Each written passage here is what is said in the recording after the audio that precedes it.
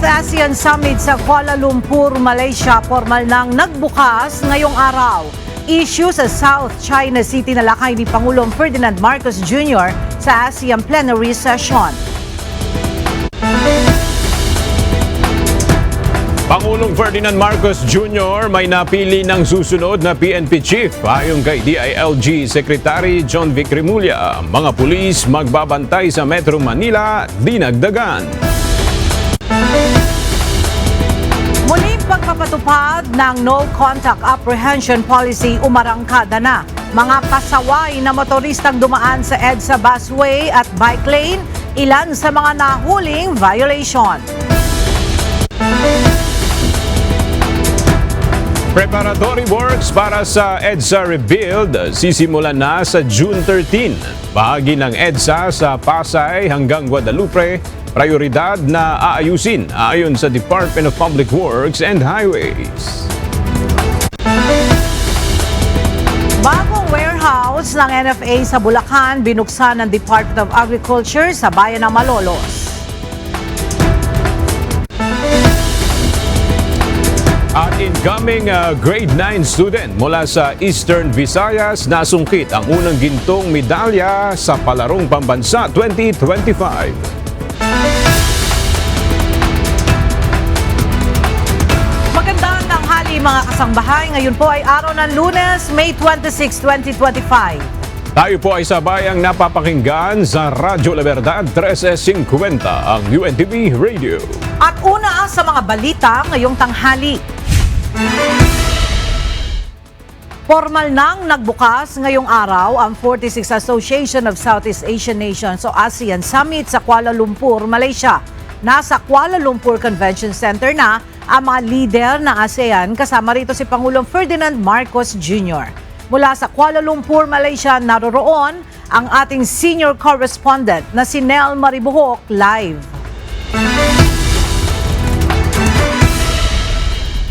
Nel, ano ang mga dapat asahan sa unang araw ng ASEAN Summit na dinadaluhan ngayon ni Pangulong Marcos Jr.? Kanina nga nagsimula na ang plenary session ng mga leader ng Association of Southeast Asian Nations o ASEAN. Dito mismo yan sa Kuala Lumpur Convention Center. Sa opening statement ng chairman ng ASEAN 2025, na si Malaysian Prime Minister Anwar Ibrahim, nagpasalamat siya sa mga kapwa ASEAN leader dahil sa pagpapanatili nito ng diwa ng centrality at malapit na samahan sa gitna ito ng kinakaharap na hamon ng rehiyon tulad ng pagpapataw ng unilateral tariff ng Estados Unidos. Ayon sa Malaysian PM, sumulat siya kay United States President Donald Trump upang maorganisa ang US-ASEAN meeting. Ayon pa sa ASEAN Chair, kailangan mapanatili ang ASEAN consensus sa pagresolba sa issue ng taripa ng US. When we encounter this problem with the tariff, we said proceed with bilateral meetings, but retain the ASEAN consensus, and without exception, all ASEAN leaders gave that tacit approval. Sa intervention naman ni Pangulong Ferdinand Marcos Jr. sa plenary session, tinalakay niya ang issue sa South China Sea. Partikular na rito ang pagsasapinal ng Code of Conduct. We underscore the urgent need to accelerate the adoption of a legally binding Code of Conduct in the South China Sea. This to safeguard maritime rights, promote stability, and prevent miscalculations at sea. We commend Malaysia's leadership in convening the special ASEAN Economic Ministers meeting and welcome the consensus to avoid retaliatory measures. This measured and unified approach upholds ASEAN's commitment to dialogue, diplomacy, and a rules-based multilateral trading system. Nalakay rin ng Pangulo ang patuloy na pagpapalakas ng kooperasyon ng ASEAN upang labanan naman ang transnational crimes. Bukod sa plenary session, may retreat session rin ng ASEAN leaders. Ilan pang pagpupulong ang dadaluhan ng Pangulo tulad ng pagharap ng ASEAN leaders sa representatives ng ASEAN Inter-Parliamentary Assembly, ASEAN Youth, ASEAN Business Advisory Council. At kasama rin si PBBM mamaya sa magaganap na signing ceremony sa tinatawag na Kuala Lumpur Declaration on ASEAN 2045. At mamaya, Ella, ay alamin pa natin yung mga naging intervention ng Pangulo o yung paghahayag ng posisyon ng Pilipinas sa iba't ibang mga issue sa rehiyon. Yan muna ang ating update. Balik sa iyo, Ella. Maraming salamat, Nel Maribuhok. Patuloy ang evaluation ni Pangulong Ferdinand Marcos Jr. sa mga cabinet secretary na nararapat na manatili o dapat nang umalis sa kanyang pwesto. Ayon kay Executive Secretary Lucas Bersamin, asahan sa mga susunod na araw ang anunsyo sa magiging pagbabago sa komposisyon ng gabinete ng Pangulo. Sa ngayon anya ay inuuna muna ang mga ahensyang may direktang epekto sa kabuhayan ng mga Pilipino. Karamihan ng mga departments na ini-evaluate kaagad, yung mga merong kinalaman sa taong bayan, yung direct. Meron kasing mga opisina na hindi masyadong involved sa daily life ng tao. No? Ipinag-utos ni Executive Secretary Lucas Bersamin na siyang chairperson rin ng Presidential Anti-Organized Crime Commission o PAOC ang mas pinabilis na pag-aresto sa dating pulis na si Rafael Dumlao III na nahatulang guilty sa pagpatay sa South Korean businessman na si Ji Ik-ju noong 2016. Ito ay sa gitna na rin ng apela ng Korean Embassy at community sa bansa. Iginiit ni E.S. Bersamin na panahon na para muling arestuhin ang dating pulis matapos baliktarin ng Court of Appeals noong nakaraang taon ang naging desisyon ng Pampanga Regional Trial Court na nag-acquit dito noong 2019. When it was made clear to us by the immigration people that in their records, Colonel Dumlao still remains in the Philippines. No? Sabi ko, then intensify the search for him. Wala nang hesitation dyan dahil hindi na pwedeng hindi bigyan ng attention yan. So, that is the latest as far as that goes. Commitment ko yan sa Koreans. May napili na si Pangulong Ferdinand Marcos Jr. na susunod na magiging hepe ng Philippine National Police. Ito ay pagkatapos ng 4 na buwang extension sa termino na ibinigay ng Pangulo kay PNP Chief General Romel Francisco Marbil na magtatapos sa June 7. Mula sa Camp Crame, makibalita tayo kay Lea Ilagan live. Lea, may nabanggit na ba si Secretary John Vic Remulla kung ano yung katangian ng napili ng Pangulo na susunod na Chief PNP? Magandang tanghali sa iyo, Aga. Excellent. Very qualified, very dynamic at may good track record. Ganito inilarawan ni DILG Secretary John Vic Remulla ang susunod na pinuno ng pambansang pulisya. Ayon kay Secretary Remulla, may napili na ang Pangulo, subalit tumanggi ito ang pangalanan nito. Hayaan na lamang daw ng Pangulo mag-anunsyo nito sa mga darating na linggo. Samantala, Aga, sa kagustuhan ng Pangulo na maramdaman ng taong bayan ang presensya ng mga pulis sa lansangan, dinagdagan ng NCRPO ang kanilang deployment sa Metro Manila. Mula sa 10,000 pulis, ginawa itong 10,500 na mag-duty 24/7 mula sa headquarters ng National Capital Region Police Office. Pero sa kabuuan, nasa 21,000 ang deployment ng NCRPO sa buong Kamaynilaan.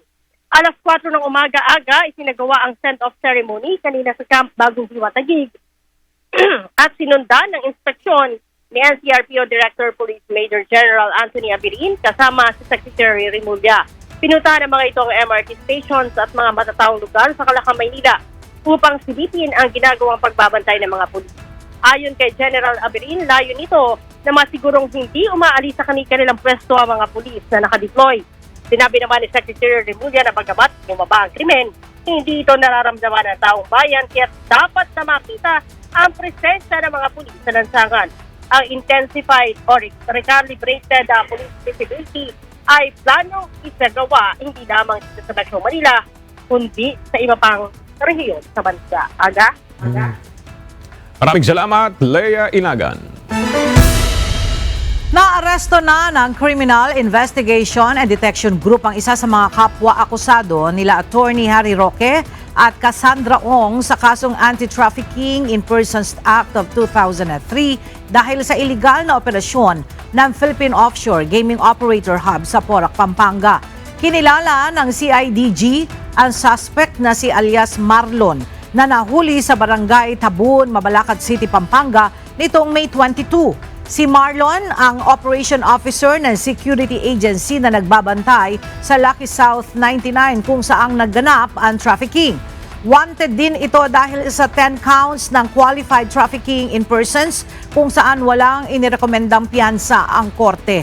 Samantala, nagbabala si CIDG Director Police Major General Nicolas Torre III sa iba pang mga akusado na sumuko na lamang dahil 24/7 na kumikilos ang kanilang binuon tracker team. Nakatakdang bumisita si Vice President Sara Duterte sa mga Pilipino sa Qatar sa May 27 at pupunta sa the Netherlands mula May 30 hanggang June 3 upang dalawin ang amang si dating Pangulong Rodrigo Duterte. Sa May 31, makikilahok din siya sa isang mapayapang pagtitipon ng mga Pilipino sa harap ng International Criminal Court sa The Hague. Habang nasa ibang bansa si VP Sara, babasahin naman sa Senado ang kanyang impeachment articles sa June 2 at bubuuin ang impeachment court sa June 3.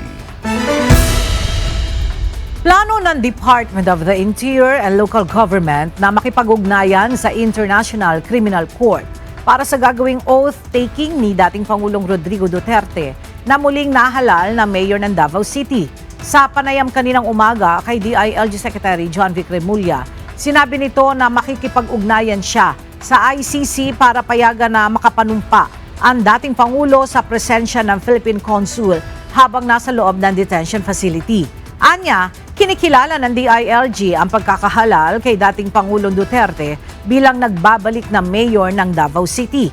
Gayunman, binigyan diin ni Secretary Remulla na dapat ay physically present ang isang mayor. Sakaling hindi ito magampanan ng dating presidente, maaari namang umakto ang vice mayor bilang alkalde ng lungsod.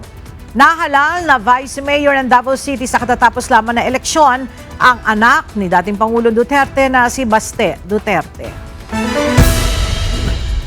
Itinanggi ng Commission on Elections o COMELEC ang akusasyon ng Duterte Youth Party List na may nag-utos sa komisyon na idiskwalipika ang grupo para makaupo ang Gabriela Party List. Ayon sa COMELEC, ang desisyon sa kaso ay batay sa merito. Narito ang report ni Dante Amento. Binigyang diin ng Duterte Youth Party List na pinupolitika sila ng Commission on Elections o COMELEC. Kaya naman nanawagan sila na magbitiw na sa pwesto si Chairman George Erwin Garcia. Ayon sa grupo, sa nakuha nilang intelligence, inutusan umano ang COMELEC ng ibang politiko para i-disqualify sila upang makaupo ang Gabriela Party List. Sinabihan ako ng intelligence officer kagabi, dalawa, na kaya kami hindi ipoproklama at baka i-disqualify para kapag kami ay natalo, yung natalong Gabriela Party List doon sa dulo, yun ang uupo. Sagot naman ni Chairman Garcia, mahirap na gumawa ng espekulasyon. Paliwanag niya, hindi maaaring automatikong sabihin na kapag natanggal ang Duterte Youth ay tiyak na aakyat ang nasa baba ng mga party list tulad ng Gabriela. Pwede po naman na mabinipisyon yung nasa taas, mabinipisyon muli o mabinipisyon na nasa baba. Masyado pong maaga para pag-usapan yung bagay na yan. So meaning to say, it is wrong to say na ang purpose ay mabinipisyohan yung nasa baba. Dagdag pa ni Garcia, wala siyang direktang partisipasyon sa kaso ng Duterte Youth at ang desisyon ay batay sa merito ng kaso. Ibig sabihin, tatalakayin sa resolusyon kung ano talaga ang totoong issue sa kaso ng grupo at hindi sa teknikalidad. Yung po kasi sa Duterte Youth, hindi po ganun kadali, komplikado dahil hindi po technicality yung issue doon. Ang issue po doon ay on the merits. It goes into the very heart as to whether dapat bang na-accredit o hindi yung naturang party list. Yan po yung initial na binanggit nila sa akin. Dante Amento, UNTV, News and Rescue. Diyos ang aming sandigan, serbisyo publiko, ang aming pinahahalagahan. Dumulog ngayong araw sa Korte Suprema ang Vice Mayor-elect ng Bayan ng Reyna Mercedes sa lalawigan ng Isabela na si Attorney Harold Respicio. Umihiling ito sa Supreme Court na maglabas ng kautusan para kontrahin ang suspension order sa kanyang proklamasyon. Mula sa Maynila, nagbabalik si Dante Amento live. Dante, ano ang detalye nitong petisyon na inihain sa Supreme Court ni Attorney Respicio? Magandang umaga, Ella. Isang petition for certiorari and prohibition ang inihain nga ni Vice Mayor-elect ng Bayan ng Reyna Mercedes sa probinsya ng Isabela dito sa Supreme Court kaninang umaga.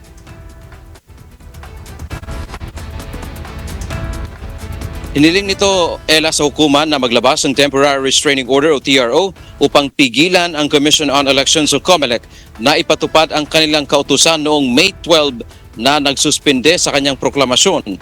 Nais din ito na ideklarang walang bisa ang suspension order ng komisyon at iproklama siya bilang nanalong Vice Mayor. Anya, ni Respicio dahil sa kinakaharap nitong kasong disqualification bunsod ng isyu ng pagpapakalat ng maling impormasyon patungkol sa halalan. Para ako'y pigilan nila sa aking pagkadeklara, kailangan nilang magbigay ng napakabigat na ebidensya para patunayan na ang sinasabi nilang fake news ay totoo ngang fake news.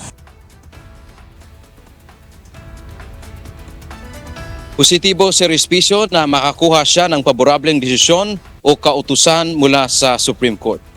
Ella, batay naman sa kasagutan ni COMELEC Spokesperson Director John Rex Laudianco, inaasahan na nila itong pagdulog ni Attorney Respicio sa Supreme Court kaugnay sa kanyang kaso. Ayon sa COMELEC, ito naman ay tamang remedy na idaan nila sa proseso ang kanilang gagawin upang sila ay doon sa kanilang layunin nga na maiproklama. Ayon pa sa COMELEC, sila naman ay handang sumagot at tatalima kung anuman ang magiging kautusan ng kataas-taasang hukuman. Yan ang ating update mula dito sa Maynila. Balik sa iyo, Ella. Maraming salamat, Dante Amento. Inaasahang makakarating sa El Nido, Palawan ngayong araw ang lahat ng makikibahagi sa makasaysayang concert sa West Philippine Sea. Ito ay bilang bahagi ng isinasagawang civilian mission na inorganisa ng Atin Ito Coalition. Narito ang report ni Ryan Lacanlale. Linggo ng umaga nang maglayag mula sa Maynila papuntang El Nido, Palawan ang TS Kapitan Felix Oca. Ang barko kung saan isasagawa ang makasaysayang concert at Sea for Peace sa West Philippine Sea. Inayos na rin ng state sa poop deck ng barko kung saan magpe-perform ang mga artist. Ngayong umaga, inaasahang makakarating na sa Palawan ang lahat ng lalahok sa isasagawang concert, kabilang na ang mga civilian volunteer, kawani ng media at mga organizers. Yung paghahanda natin dito para sa third civilian supply mission natin, and of course ang first ever peace concert at sea, no, makasaysayan ito ay going smoothly naman, no? From the youth volunteers, from the media, from our friends from PETA that's handling the musical events that's going to happen, and we're currently right now going to El Nido to board the other participants as well. Dalawang concert ang isasagawa ng grupo. Ang una, free departure concert sa El Nido, Palawan, mamayang alas 5 ng hapon. Ikalawa sa mismong Pag-asa Island habang naglalayag ang grupo. Layunin ng concert na ito na i-civilianize ang West Philippine Sea o palakasin ang presensya ng civilian sa lugar. Kontra ito sa ginagawa ng China na pagpapalakas nila ng puwersa ng militar sa lugar. Maituturing man para sa iba na simpleng konsyerto lamang ang gagawin ngayong araw, pero sa mga kabataan gaya ni Matthew, mahalaga ang konsyertong ito. Nakikita natin ito bilang isang concert na nagbibigay ng kultura, ng sining, ng exchange of different cultures from the different international artists and local artists natin dito sa Pilipinas na magpo-perform sa dalawang musical events na to, dito sa El Nido at sa mangyayaring musical event sa Pag-asa. Ito rin ay isang concert na magbibigay ng saya at ang panawagan ay kapayapaan. Pero hindi lang siya concert. Concerted action din siya ng solidarity and peace. Samantala, umaasa rin ang grupo na matatalakay sa ASEAN Summit na isasagawa sa Malaysia ang sitwasyon sa South China Sea upang mapababa ang tensyon sa lugar at magtulong-tulong ang mga bansa para sa kapakanan ng bawat isa. Ryan Lacanlale, UNTV News and Rescue. Diyos ang aming santigan, serbisyo publiko ang aming pinahahalagahan.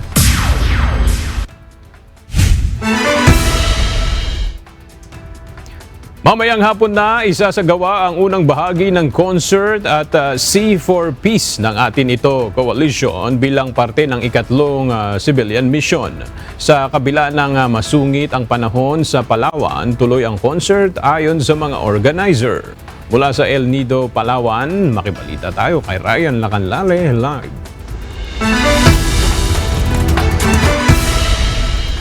Ryan, kumusta yung sitwasyon dyan sa Palawan? Aga, makulimlim at maulan dito sa El Nido, Palawan. Nagsimula pa yan kaninang madaling araw. Dahil ito sa nararanasang Intertropical Convergence Zone o ITCZ na magpapaulan hanggang mamayang hapon sa El Nido. Sa kabila ng sama ng panahon ay tuloy pa rin ang concert na magsisimula mamayang alas 5 ng hapon. Hindi alintana ang buhos ng ulan, tuloy-tuloy ang pag-aayos sa stage na ito na siyang gagamitin mamayang hapon. Ibinaba muna ang bubong ng stage para hindi makaabala sa biyahe ng barko mula Maynila hanggang dito sa Palawan. Isang press conference ang isasagawa ngayong tanghali dito sa El Nido at susunduin ang ibang mga sasama sa paglalayag at concert sa West Philippine Sea, kabilang na ang mga artists. Sa barko na TS Kapitan Felix Oca, isasagawa ang sunset concert mamayang hapon. Nakadaong ito ngayon ilang kilometro lamang mula dito sa baybayin ng El Nido. At ilalive din naman yung concert via live streaming doon sa mga social media platform ng Atin Ito mamayang hapon at sa Miyerkules pagdating doon sa Pag-asa Island. Diyan muna ang latest mula dito sa El Nido, Palawan. Balik sa iyo, Aga. Maraming salamat, Ryan Lacanlale. Abiso po sa mga motorista, magpapatupad ng dagdag bawas sa presyo ang mga kumpanya ng langis bukas, araw ng Martes, May 27. Sa abiso ng mga kumpanya ng langis, magkakaroon ng 20 sentimos kada litro na bawas sa presyo ng diesel, abang dagdag na 10 sentimos sa gasolina. Ang rollback na 40 sentimos kada litro sa kerosene. Ang panibagong oil price adjustment ay bunsod pa rin ng pabago-bagong presyo ng langis sa international market. Umarangkada na muli ngayong araw ang pagpapatupad ng No Contact Apprehension Policy sa mga pangunahing kalsada na binabantayan ng Metropolitan Manila Development Authority o MMDA. At sa unang araw na muling pagbabalik ng NCAP, maraming mga pasaway na motorista ang agad na nasampulan ng MMDA. Mula sa Pasig City, kumuha tayo ng update kay Benedict Samson live.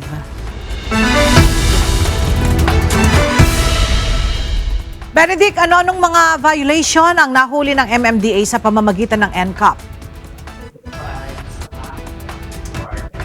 Gandang tanghali, Ella. Nakakita nga ang Metropolitan Manila Development Authority sa pagpapasimula nito ngang No Contact Apprehension Policy ng nasa mahigit na 300 motorista na lumabag sa batas trapiko. Sa monitoring room ng MMDA, ilan sa nakuha na ng video ay mga motorsiklo na dumaan sa bike lane, pagdaan sa EDSA busway at hindi tamang loading at unloading ng mga pasahero. Ayon kay MMDA Chairman Attorney Romando Artes, wala na dry run para rito dahil sa noon pa man ay ipinatutupad na ang batas trapiko. Disiplina ang nais makamit ng MMDA, lalo na nga't noong pansamantalang ipinatigil ang implementasyon ng NCAP kung saan umabot na nga sa nasa mahigit 800,000 na mga motorista ang nakitang lumabag sa batas trapiko. Sinabi pa ng MMDA na ngayong taon, tinatayang nasa 9,500 traffic violation per month ang kanilang naitatala. Sinabi rin ni Artes na sa ngayon ay ipadadala sa address ng may-ari ng sasakyan ang notice of violation. Inaayos na rin nila ang huli na kung saan maaaring mamonitor online kung may violation ang kanilang sasakyan. Target nga ng MMDA na maipadala sa loob ng 10 araw itong ang notice of violation. Pero dahil nga meron ding inaasahan na delay ay hindi naman sila magpapataw ng penalty kung hindi agad makapagbayad ang isang pinatawan ng multa. At yan mo lang ating update mula rito sa Pasig City. Balik sa inyo dyan, Ella. Maraming salamat, Benedict Samson. Magsisimula na sa June 13 ang preparatory work o paghahanda para sa EDSA Rebuild. Ayon kay Public Works and Highway Secretary Manuel Bonoan, prioridad ng pagsasaayos ang magkabilang lanes ng National Highway mula Pasay hanggang Guadalupe. Sa ngayon, 5 interbensyon ang inihayag upang matugunan ang trapiko na dulot ng gagawing pagkukumpuni. Una, gawing libre ang toll sa Skyway Stage 3. Pangalawa, magdagdag ng 100 units sa EDSA Busway. Isa pa ang pagdaragdag ng tren ng MRT3. Plano ring linisin mula sa anumang obstruction ang mga alternate routes at huli ang pagpapatupad ng odd-even scheme sa EDSA. Pinasususpinde ng Department of Transportation ng driver at Mega Bus Company matapos sumalpok ang isang bus unit nito sa tren ng Philippine National Railways nitong Sabado na madaling araw. Ayon sa detalyeng nakalap ng DOTR, bumangga ang bus ng naturang kumpanya sa bahagi ng Paloyo-Nabua Crossing sa pagitan ng Lourdes Yang at Bato sa Camarines Sur. Nadala naman sa ospital ang mga nasugatang pasahero ng bus na sa ngayon ay nasa ligtas ng kalagayan. Samantala, pinagpapaliwanag naman ng DOTR ang PNR dahil sa kulang na safety measures sa kasagsagan ng operasyon ng tren. Inatasan din ng ahensya ang PNR upang huwag nang maulit ang nangyaring insidente. Pinag-iingat ng Land Transportation Office ang publiko laban sa peking show cause order o SCO na ipinakakalat sa social media na umano'y galing sa LTO. Ayon sa LTO, ang tunay na SCO ay may kumpletong detalye, opisyal na format, pirmado ng mga authorized official ng ahensya at personal na ipinapadala o idinadaan sa accredited courier. Hindi kailanman ipinapadala ang mga lehitimong SEO sa pamamagitan ng Facebook o iba pang social media platforms. Kung nakatanggap ng kahina-hinalang SEO, agad makipag-ugnayan sa pinakamalapit na Land Transportation Office o sa official channels ng ahensya upang ito'y ma-verify. Inilunsad ngayong araw ng Land Transportation Office o LTO ang pinakabago nitong Motor Vehicle Inspection Facility o MVIF na bahagi ng layuning mapaigting ang road safety at masiguro ang roadworthiness ng mga pampublikong sasakyan. Mula sa Quezon City may report si Mia Alonzo live. Mia, ano ang detalye nitong bagong MVIF ng LTO? Magandang tanghali sa iyo, Ella. Ayon sa Land Transportation Office, sa pamamagitan ng MVIF o Motor Vehicle Inspection Facility, matisak nito ang mga sasakyan magmula sa mga ilaw, engine at mga gulong para matiyak na roadworthy ang isang sasakyan. Kanginang umaga, ininspeksyon ni LTO Chief Assistant Secretary Attorney Vigor Mendoza ang Mobile Motor Vehicle Inspection Facility. Ang MVIF ay may kakayahan na magsagawa ng inspeksyon sa light at heavy-duty vehicles. Layo ng MVIF na masiguro ang maayos sa mga makina at parts ng sasakyan bago ito bumiyahe. Bago dumaan sa makina, una munang isinasagawa ang visual inspection. Tinitignan dito kung maayos na gumagana ang mga ilaw sa harap. Sunod ay idadaan na sa MVIF upang i-check ang alignment ng front wheels, gayon din ang iba pang mga gulong. Habang sisiyasatin din kung maayos ang mismong engine at brake ng isang sasakyan. Ayon sa ahensya, hindi tatagal ng 30 minutes ang kada proseso sa sasakyan na i-inspeksyonin. Automatic na rin na naitatala sa system ang resulta ng inspeksyon. Ayon sa LTO, Ang inisyatibong ito ay kaugnay ng kampanya ng road safety at roadworthiness ng mga sasakyan upang makaiwas na sa mga lumalalang aksidente sa kalsada. At yan muna ang update. Balik sa iyo, Ella. Maraming salamat, Mia Alonzo. Mariing kinundina ng Land Transportation Franchising and Regulatory Board ang diskriminasyon sa pampublikong transportasyon, kabilang na ang paniningil ng dobleng pasahe sa mga plus size na pasahero. Ayon kay LTFRB Chairperson Attorney Teofilo E. Guadis III, ang pasahe ay para sa bawat tao, anuman ang laki, kasarian, kapansanan, relihiyon, lahi o estado sa buhay. Tinukoy ng ahensya ang ganitong gawain bilang fair manipulation at malinaw na paglabag sa regulasyon ng LTFRB at sa mga prinsipyo ng karapatang pantao. Ang mga driver na mapapatunayang gumagawa nito ay maaaring patawan ng multa, suspensyon o pagbawi ng prangkisa. Inikayat din ng ahensya ang publiko na agad na i-report kung makaranas ng ganitong uri ng diskriminasyon.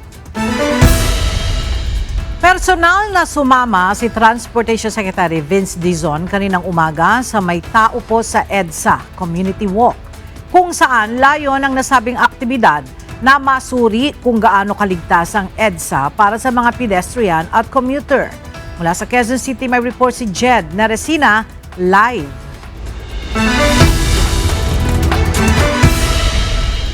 Jed, kumusta ang naging obserbasyon ni Secretary Dizon sa EDSA Community Walk? Magandang tanghali, Ella. Sinabi ni Secretary Dizon kanina na hindi safe o delikado yung mga sidewalk sa EDSA at ayon sa kanya, sa kanyang naging paglalakad sa EDSA, nakita niya kung ano yung mga kakulangan o kung ano pa yung kailangang maayos para maisabay na rin ito sa nalalapit na pagre-rebuild ng EDSA sa darating na Hunyo. Nagsagawa ngayong araw ang Move As One Coalition ng May Tao po sa EDSA Community Walk. Layon ng nasabing aktibidad na maibarating sa pamahalaan ang hinaing ng mga pedestrian at commuter asan sa EDSA. Kaya ayon sa grupo, nag-imbita sila ng mga opisyal ng gobyerno na maaaring sumali sa community walk. At isa na rito si Transportation Secretary Vince Dizon na personal ding sumama sa aktibidad. Ayon kay Secretary Dizon, nais niyang makita ang sitwasyon sa EDSA, partikular na para sa mga pedestrian o taong naglalakad dito.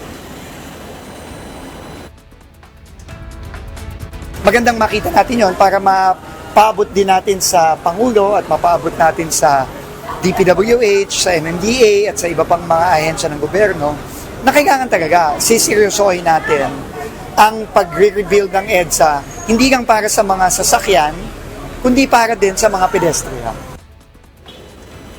Mula Makati hanggang Mandaluyong ay sumama ang kalihim sa paglalakad at napansin itong walang maayos na sidewalk sa EDSA. Marami rin aniyang obstruction sa daan, kaya ang ilang bahagi nito ay delikado talaga para lakaran. Ilan pa sa mga nadaanan ni Secretary Dizon ang makikitid at bitak-bitak na bangketa. Kakulangan aniya ng mga pasilidad para sa mga may kapansanan tulad ng tamang rampa para sa wheelchair at ang panganib na dulot naman ng pagtawid sa kalsada. Makatutulong aniya ang mga obserbasyong ito, lalo na ngayong malapit ng simulan ang matagal nang hinihintay na rehabilitasyon ng EDSA sa Hunyo.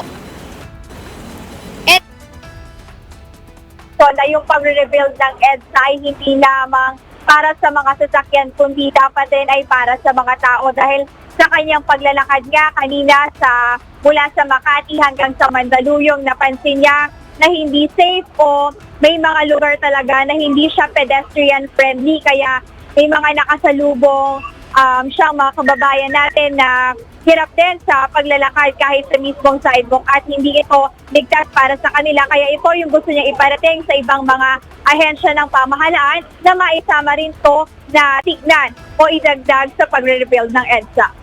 Ella. Alright, maraming salamat, Jed Naresina.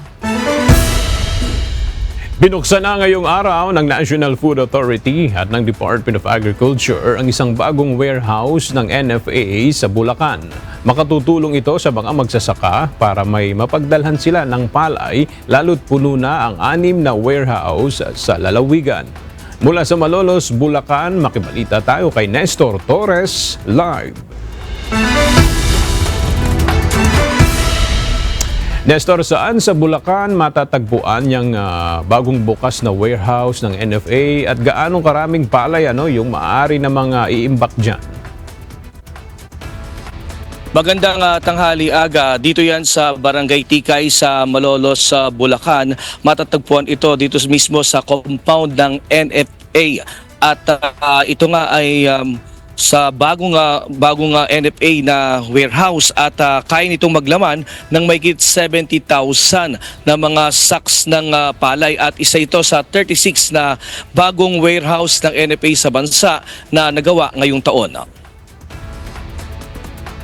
Formal nang binuksan ngayong araw ang pang-7 warehouse ng palay ng National Food Authority o NFA sa probinsya ng Bulacan. Kanina umaga, mismong si Department of Agriculture Secretary Francisco Chu Laurel at NFA Administrator Larry Lacson ang nanguna sa pagbubukas nito kasama ang grupo ng Samahan ng mga Magsasaka sa Bulacan. Ininspeksyon ng DA ang nasabing bodega ng NFA sa Malolos habang binababa naman ang mga sako-sakong tuyong palay na aanin ng mga magsasaka. Pagkatapos ito, nakipagpulong ang mga opisyal sa mga magsasaka para pakinggan ang kanilang mga hinaing. Kabilang na dito ang panawagan sa mga ito na sana ay mabili ng NFA ang kanilang 6 sariwang palay, mapababa ang presyo ng pataba at mga insecticide, pagkakaroon ng NFA ng karagdagang truck at rice miller para mas mabilis na paghakot ng kanilang ani. Ayon sa kay DA Secretary Francisco Laurel, ilang beses na siyang nakinausap ni Pangulo ukol dito. May plano rin sila na magdagdag ng 90 trucks hindi lang sa Bulacan kundi sa buong bansa at makapag-produce ng hinaharap ng murang pataba. Ayon sa DA, kung tutusin sa dami ng palay ng mga magsasaka ay di naman kailangang mag-import ng bigas. Ang kailangan anyang magawa ay maibenta ang mga ito ng NFA para mapalitan ang palay sa mga bodega. Sa ganitong paraan ay makakabili pa ng mas maraming palay ang ahensya para maraming magsasaka ang makinabang. Well, ang gusto natin, number one, is hindi lang for buffer stocking yung NFA. Ang gusto na mas maganda mangyari is pwedeng magbenta ang NFA sa palengke, no? To accredited NFA retail outlets like before. Yung pag-i-import naman, yun ang isang palaging binabati ko sa atin. Hindi kailangan ng NFA na mag-import. So, ang kailangan lang ng NFA ay bumili sa ating mga local farmers at then may benta rin na yung mga stocks natin para maganda yung stock rotation. Bagaman 75% completed pa lang ang bodega ng NFA sa Malolos, ay kinakailangan na itong buksan para mapakinabangan ng mga magsasaka sa Bulacan. At yan muna ang ating latest live mula dito sa Bulacan. Balik sa iyo, Aga. Maraming salamat, Nestor Torres. Nagbabala ang Department of Migrant Workers o DMW sa publiko kaugnay sa isang modus na mga illegal recruiter kung saan nangangako ito ng libreng aplikasyon at mataas na sweldo sa Malaysia pero kailangan umano munang dumaan sa Palawan. Ayon sa DMW, ginagawa ito ng mga illegal recruiter para makaiwas sa tamang proseso. Hinihikayat ng ahensya ang sinumang makakatanggap ng ganitong alok na agad makipag-ugnayan at i-report ito sa DMW.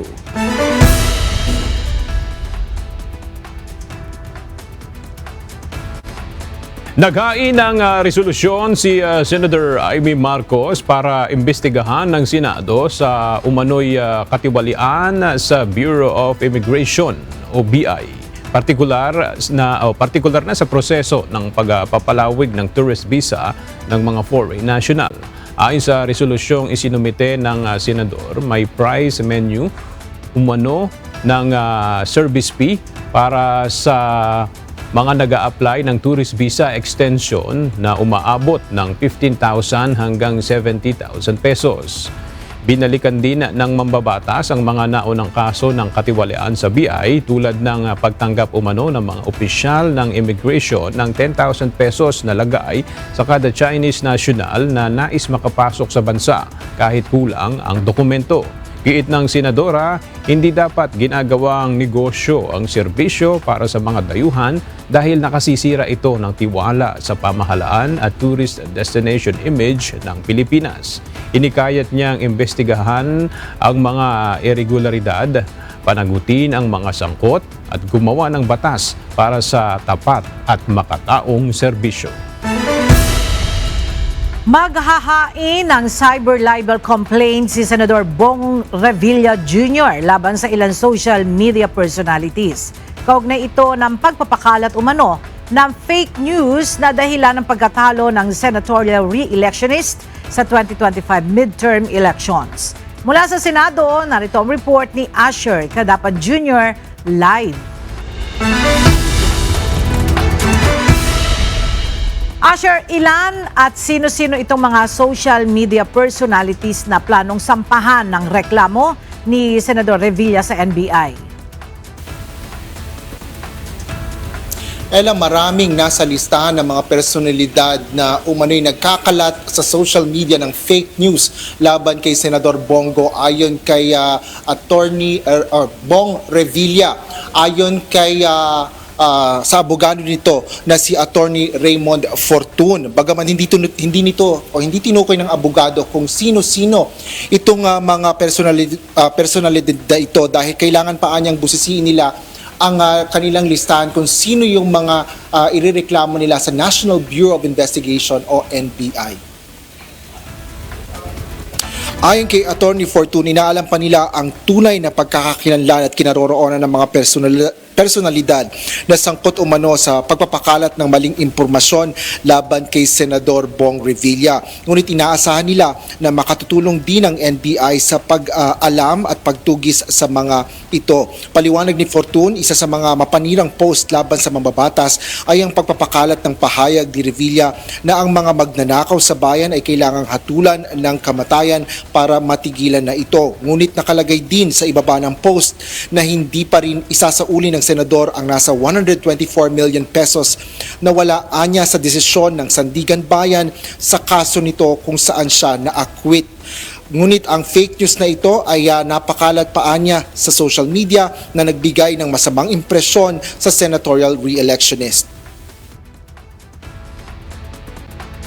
Right now, the camp of Senator Revilla is looking at the possibility of filing about 5 to 10 cyber libel cases against personalities on Facebook, social media, vloggers, and those who have their own websites who have spread fake news about Senator Bong, which he attributes to be the reason why he landed only 14th in the senatorial elections.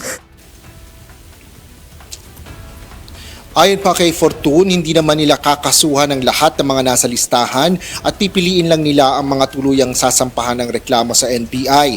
Tiniyak rin ni Attorney Raymond Fortun na kung mayroon mang grupo sa likod nito ay walang kinalaman dito ang kampo ng mga Duterte. Inaasahan ni Senador Revilla na ang aksyon na ito ay makatutulong upang maiwasan ang sa mga susunod na eleksyon ang pagpapakalat ng fake news. Sinabi rin ni Attorney Fortun na hawak na nila ang mga materyales na gagamitin nila at kailangan sa pagsasampa nila ng reklamo sa NBI. Plano nilang isagawa ang serye ng pagsasampa ng reklamo sa NBI ngayong linggo hanggang sa mga susunod pa. Yan ang latest dito sa Senado. Balik sa iyo, Ella.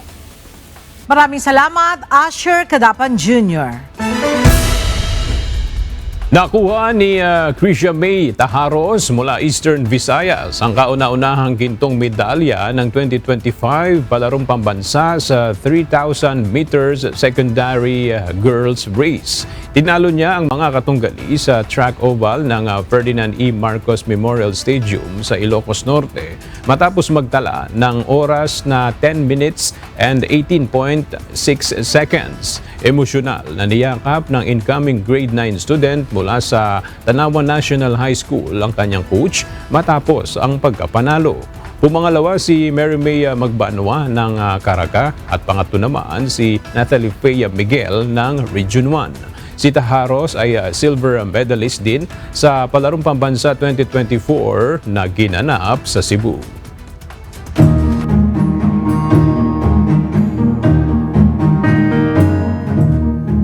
Nakapagtala na ng unang kaso ng monkeypox sa probinsya ng Zamboanga, Sibugay. Ayon sa Provincial Health Office, ang pasyente ay isang 3 taong gulang na batang babae. Ang detalye alamin natin kay Gladys Toabi, live.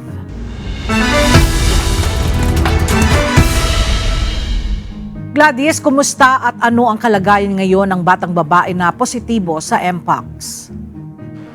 Ella, ayon sa Provincial Health Office ng Zamboanga, Sibugay, ang batang pasyente ay nagpapagaling na ngayon matapos mabigyan ng karampatang medical care sa isang ospital. Ang unang kaso ng monkeypox sa nasabing probinsya na isang 3 taong gulang na babae ay unang dinala sa Tungawan Rural Health Office noong May 5 upang kuhanan ng blood sample para sa isang confirmatory testing. Sa parehong araw, ang pasyente at ang kanyang pamilya ay isinailalim na sa home quarantine. May contact tracing na rin isinagawa upang maiwasan ang pagkalat ng sakit. Pagtitiyak ng provincial government ang health surveillance response system at iba pang hakbang ay nakalatag na rin. Ella, kaugnay ito, hinihikayat naman ang publiko na manatiling kalmado at agad magpakonsulta kung nakararamdaman ng alinmang sintomas tulad ng lagnat at skin rashes upang mabigyan ng gamot at agad maagapan. Yan muna ang ating update. Balik sa'yo, Ella. Maraming salamat, Gladys Toabi.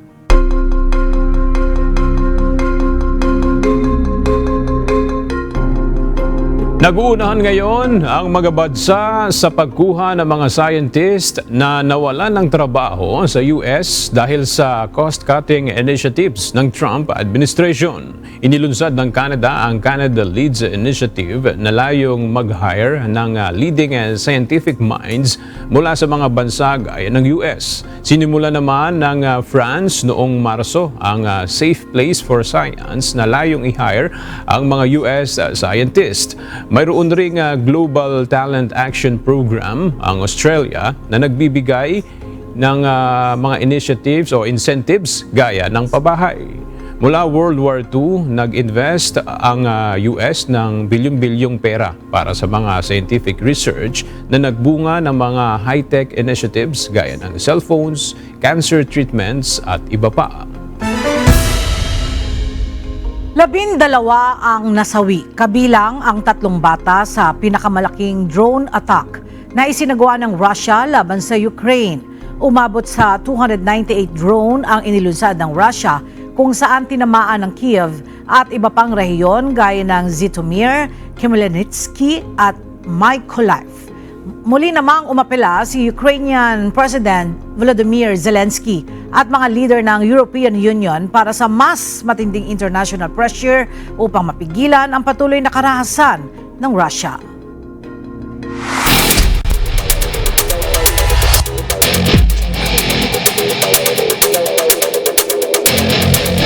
Isang mainit na bakbakan ang nasaksihan kahapon sa UNTV Volleyball League Season 3. Sa pagtatapos ng second round of games, 2 koponan ang opisyal na pasok sa semifinals, habang 2 team naman ang nagpaalam na sa kanilang kampanya ngayong season. Ang detalye sa ulat ni Jed Neresina.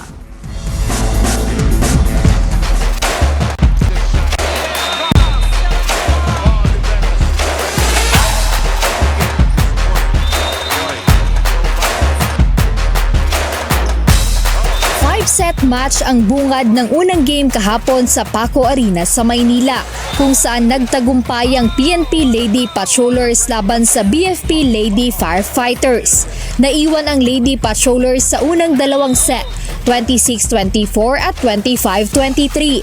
Ngunit matagumpay nilang na-reverse sweep ang BFP at bumawi sa ikatlo hanggang ikalimang set sa scores na 16-25, 25-27 at 10-15. Dahil dito, na-secure ng PNP Lady Patrollers ang kanilang pwesto sa semifinals. Pasalamat kami na makaabot kami ng semifinals. Tuloy-tuloy lang po kami sa pag-ensayo lagi. Pag-aralan ng mga laro, tuloy-tuloy lang kami. Bigumang manalo ang BFP. Focus na sila ngayon sa paghahanda para sa knockout games. Next plan is kailangan naming panalo yung sa susunod na game. Kasi knockout game kasi yun eh. One game lang. So kailangan naming maipanalo yun para makapasok kami sa Final Four.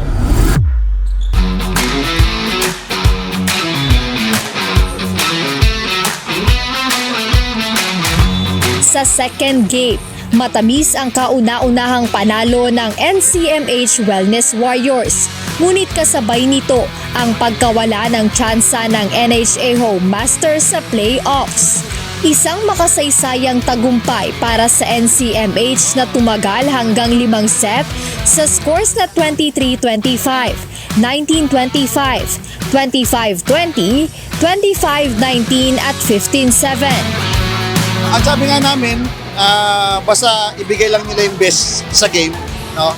At least makaisa lang man, kahit isang panalo lang, okay lang, wala nang problema. New in the season, and then maliit lang yung preparation, pero siguro by next season, mas maganda na. Pati yung team composition namin, baka mas okay. So at least magandang laban next year. Kinapos man sa game, proud pa rin ang coaching staff ng NHA sa ipinakitang determinasyon ng team. Actually, we're proud na kahit pa paano nakapanalo na rin sila ng dalawa. Feeling nga namin kami talaga yung pinaka-underdog. So, okay na rin na kahit pa paano nagpakita ng laban si NHA.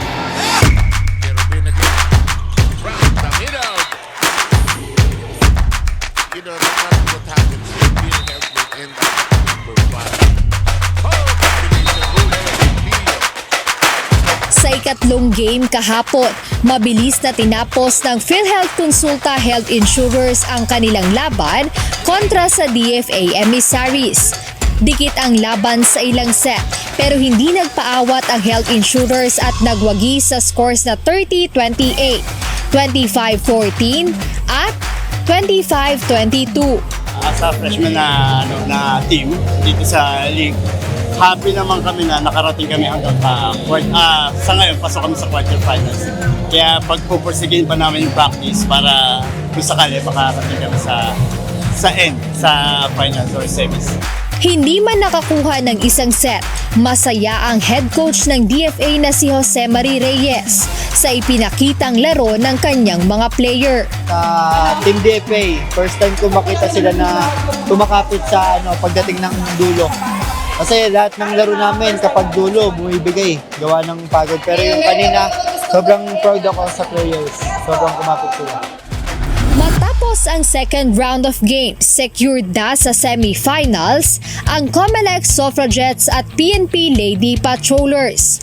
Patindi ng patindi ang bakbakan sa volleyball court dahil knockout games na sa June 4, live pa rin sa Paco Arena.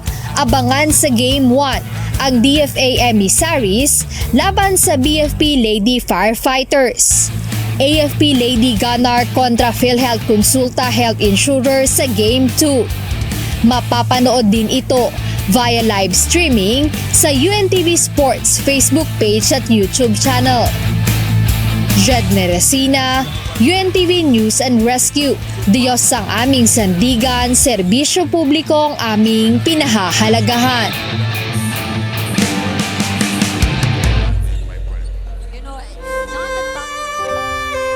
At sa ating pong iiwang mga salita ng Diyos na ating sandigan mula sa aklat ng Ecclesiastes, Kapitulo 7, versikulo 1 na nagsasabi, "Ang mabuting pangalan ay maigi kaysa mahalagang ungkwento, at ang kaarawan ng kamatayan ay sa kaarawan ng kapanganakan.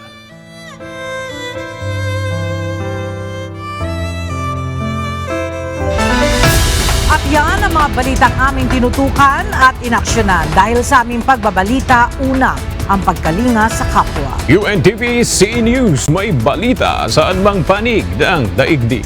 At dito sa UNTV, Diyos ang aming sandigan, serbisyo publiko ang aming pinahahalagahan. Magandang tanghali.